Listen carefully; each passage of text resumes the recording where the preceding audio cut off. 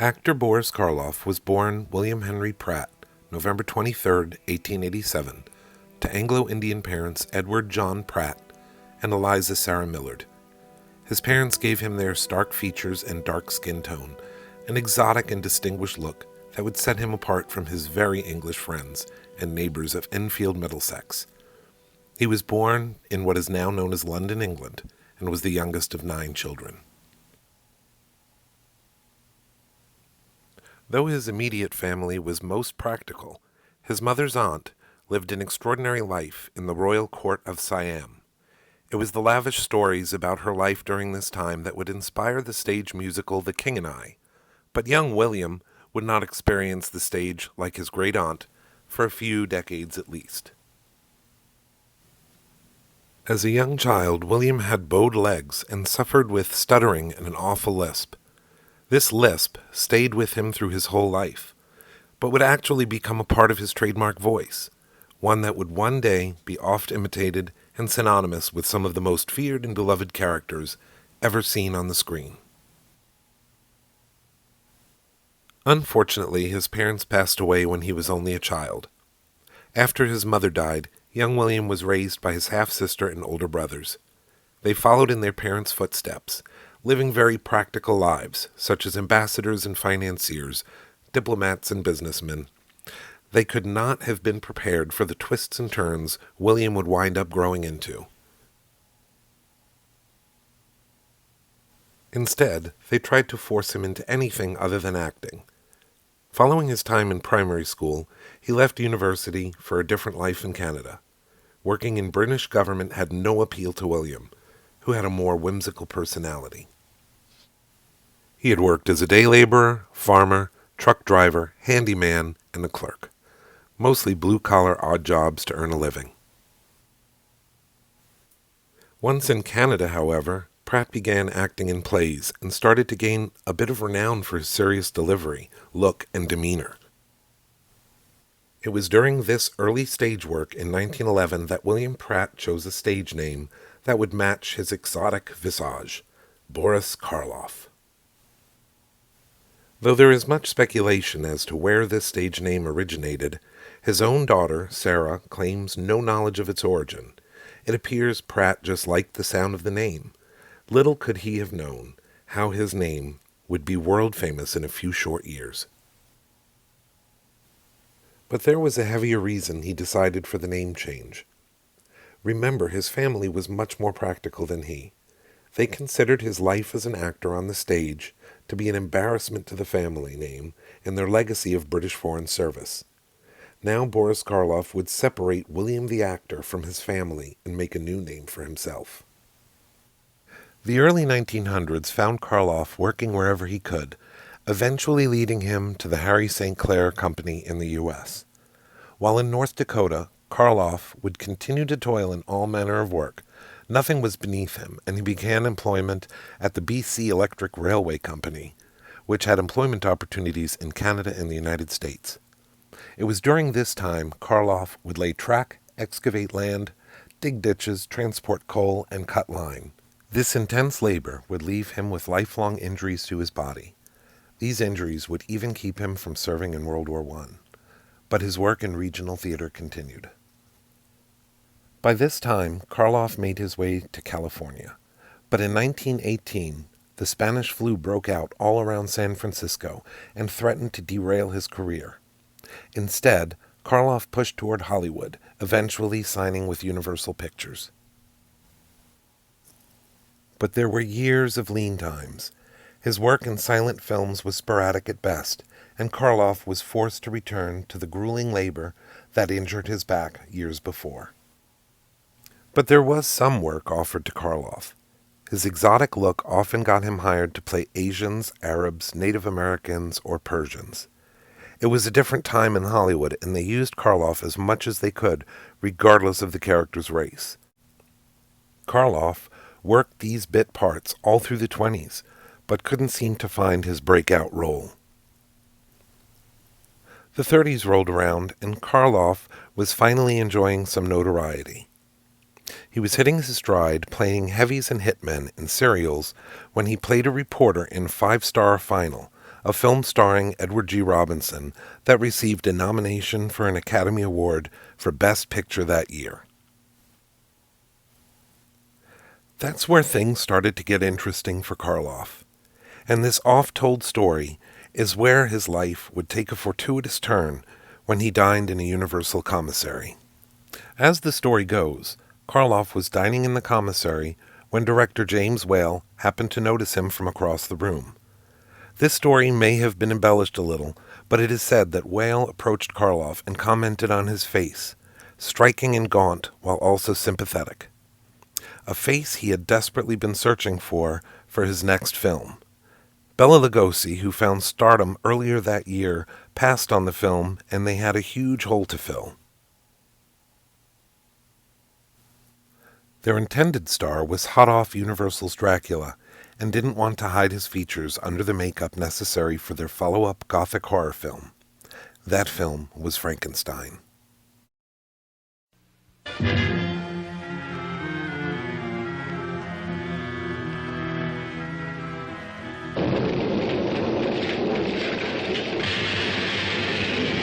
It's alive!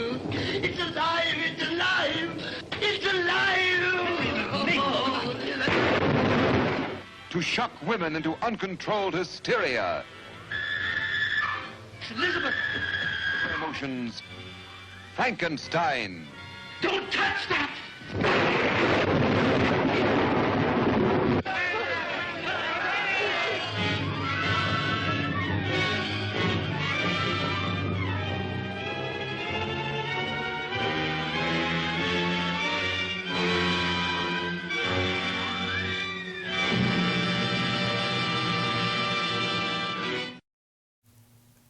Karloff was called into the Universal offices and talked to James Whale about his direction for the film. It was explained to him that the character design would find him wearing a 70-pound suit with makeup applied by Jack Pierce. He would be playing the monster. But how could the 5'9" Karloff play this lumbering reanimate who was described as being 7 feet tall? Asphalt layers boots would be modified with thick soles that would boost the actor's height considerably.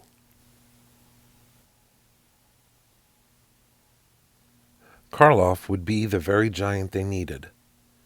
Whale was emphatic that his face be visible so that the monster would be able to emote through every scene and that the audience would feel every act of cruelty the monster would face, every moment of abandonment and loneliness. This makeup had to be different.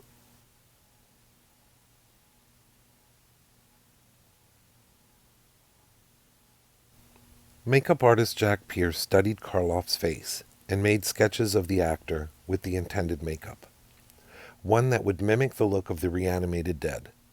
The top of his skull would be flat, like the impetuous Dr. Frankenstein would simply cut the skull cap open to replace the brain and hastily pull the skin back over the gap, clamping the flesh back together. He would have a Neanderthal's brow, and since the creature was brought back to life with lightning, he would have metal bolts in his neck. This ambitious makeup was only part of the creature's look, which also included an undersuit, braces on his legs, and multiple layers of clothing to beef up the 140-pound Karloff to monstrous proportions. Karloff endured up to 12 hours in the makeup chair as Pierce created the look each day, adding gauze, mortician's wax, and grease paint to create a character never before seen on film.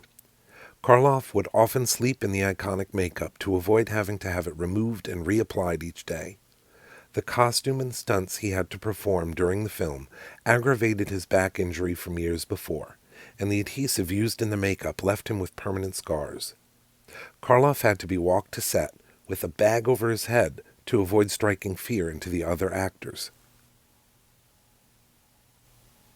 He could not have known the impact this film would have on his career once it was released later that year. No one else could have played the creature in Frankenstein like Karloff did. He spoke volumes without saying one word. Every move he made, each beckoning, every tear, and every tortured glance told a story only Karloff could tell. You believed in this creation, you wept for him, and raged against his injustices. He was more than a monster, because of Karloff. As box office receipts flooded in, it cemented James Whale's Frankenstein and Boris Karloff's monster as icons of the horror genre. He found his stardom thanks to James Whale and Jack Pierce, and solidified the foundation of the universal monsters that would follow.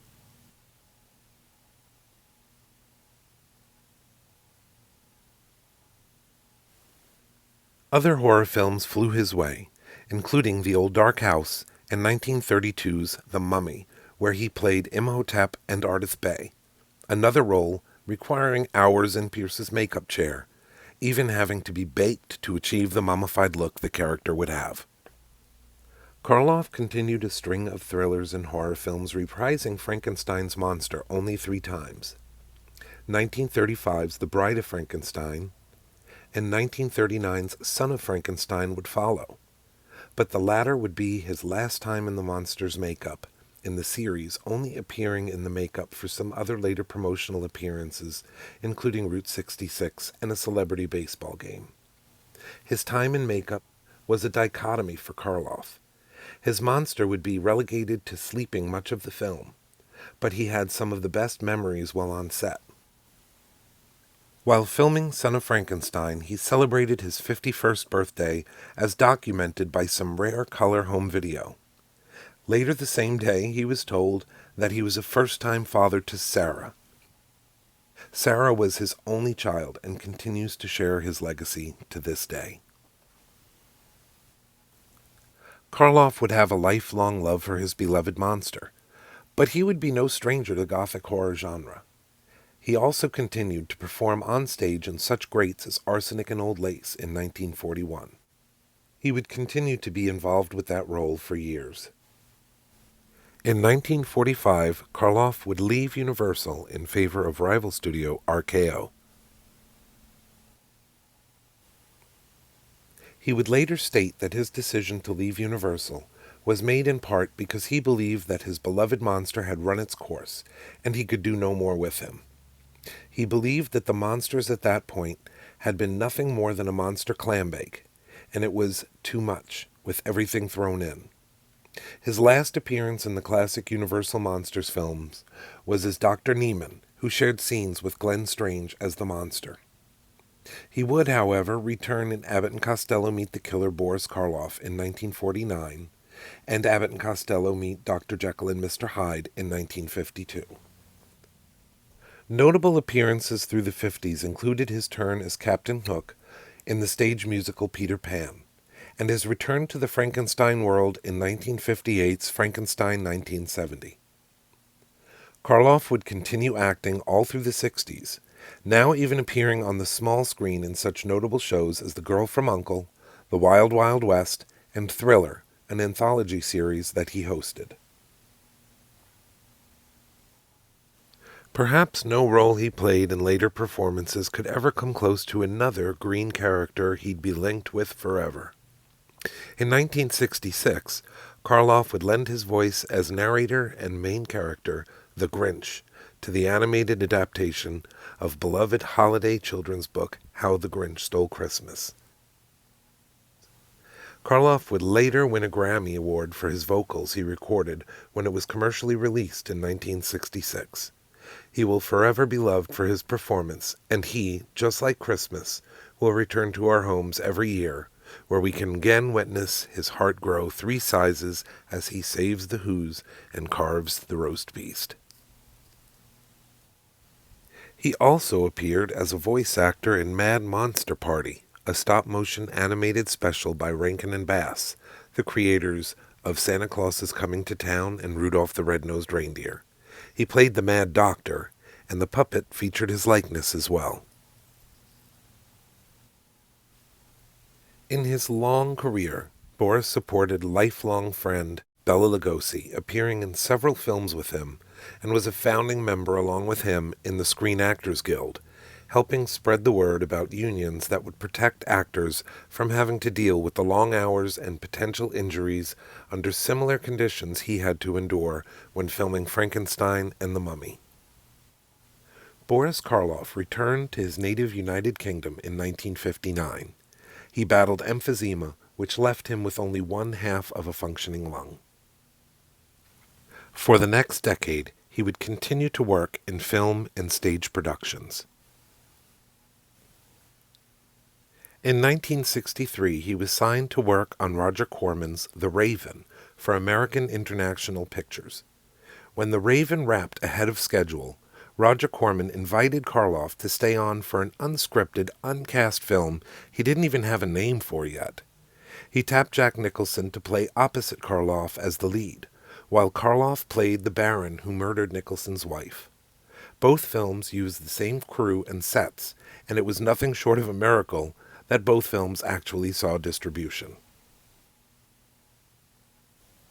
In 1969, however, Karloff would be hospitalized with pneumonia. The pneumonia, coupled with his decade-long emphysema complications and recent bronchitis battle, proved too much for him. He succumbed on February 2nd, 1969, at the age of 81. Karloff was cremated after a memorial service at Guildford Crematorium in Surrey, where he has a plaque in its Garden of Remembrance. There was also a memorial service at St. Paul's Convent Garden in London, where he also has a plaque. Boris Karloff knew his fans loved him, and he loved his fans. He received not one but 2 stars on the Hollywood Walk of Fame, one for his television work and one for his film work. After a petition to commemorate his and other classic Universal monsters as U.S. postal stamps, his Frankenstein monster and mummy characters were finally dedicated in September of 1997.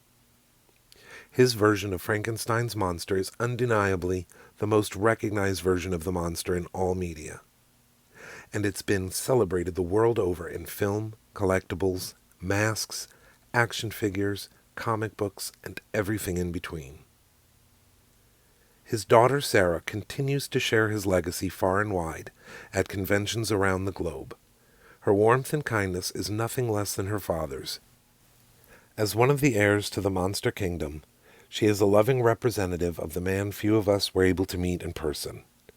Most recently, she has been interviewed by Kirk Hammett, along with other heirs Victoria Price, Lynn Lugosi Sparks, and Ron Chaney. Monster kids everywhere, thank you for keeping your father's legacy alive and well, and for all you've done for likeness rights. And we pass along our great appreciation for your father, Boris Karloff, the man who changed the course of many lives and inspired generations to love monsters. Boris Karloff, man, monster, angel, and Grinch. Always a legend.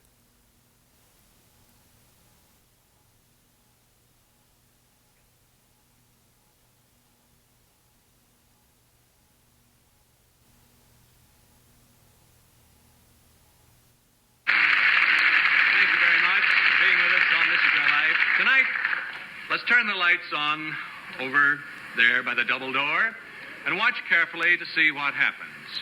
Our honored guest, whom we're about to surprise tonight, is known to all of you as one of the truly great and beloved stars of the theater, motion pictures, radio, and television. Pan the camera quickly, please. He's not coming through those doors because he's seated right there innocently watching our producer's monitor. Tonight, this is your life. Boris Karloff.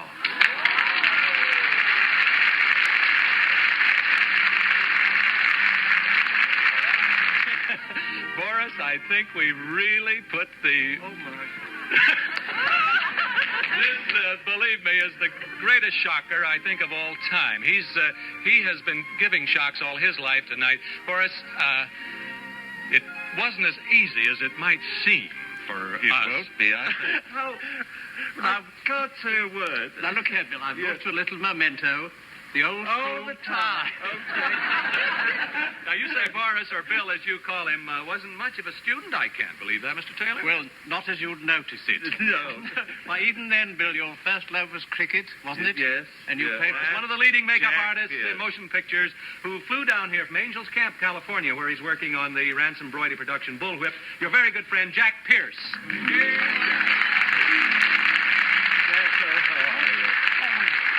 Wonderful to see. The best makeup man in the world. Thank you. What is I owe him a lot. Thank you.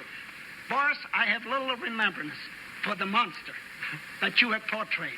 And I think this will remember the days we worked day and night to create it. Tell him what it is. Right on the neck. That's the little That's the bull. electrical art to connect electricity. I used to call it the Alamite.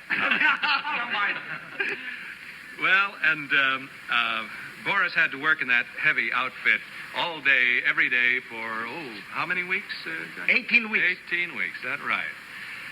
And Boris, remember when you came out to my place at Mancino and we worked outside in the yard to make the makeup. Yeah. And then from there we went to Malibu Beach. That's 3 o'clock right. in the morning, I 3 o'clock in the morning, Yeah, that's that's right. right, that's And then right. we made the makeup and we went out to location, and after that he came back to the studio and and worked all that night. all that night and carried Colin Clive and you back I with the remember bloodhounds chasing you. I remember it. What a stamina. Well, It's wonderful to see you. great to see you, Jack. Thank So you. wonderful. The compassion, Boris, that you gave to the character of the monster is still considered one of the top acting achievements of the screen. Thank you, Jack Pierce. Thank you. Thank you, Jack. And Boris, can hold it. How many Frankenstein pictures did you actually make, Boris? 3 and 3 only. Yes, but we remembered you, too, in many other notable characterizations. In The Old Dark House, The Ghoul, as Fu Manchu, Tower of London, That and... was Jack's work. Yes, Jack Pierce. Many, many others, too. We have this gold wristwatch and money clip. Now, you see, it has a gold replica of your membership card in the Screen Actors Guild. God. And we know how impressed you are with the work being done by the young people of the College Theater Workshop in Anchorage, Alaska, and how interested you are in their plans to erect their own theater. So in your name, Ivory is happy to send them a check for their building fund. Frank can take that on back. And finally, Boris, we understand that you have a birthday this coming Saturday. Isn't there someone else whose birthday falls on the same day as yours? I believe so, yes. Your daughter? Yes. Sarah Jane. Well, here she is from Sausalito, California, where she's attending a Munson Business School. From San Francisco, your daughter, my previous marriage, Sarah Jane. Happy birthday. Oh, yes. Whenever possible, you've always spent your birthdays together. Oh, sit right down here by Daddy. Haven't you, Sarah Jane? Yes, but not this year because Dad and Evie will be on their way to New York. Sure. Well, that's why we wanted you to be here tonight, Sarah Jane, so you and your dad could celebrate your birthdays right now. We have a little birthday gift for you, Sarah Jane. Marcel Jewelers wants you to have this four-leaf clover pendant in topaz, your birthstone. Evie, you get your charm bracelet. Don't worry. And you have many, many more happy birthdays together. This is your life, Boris Karloff.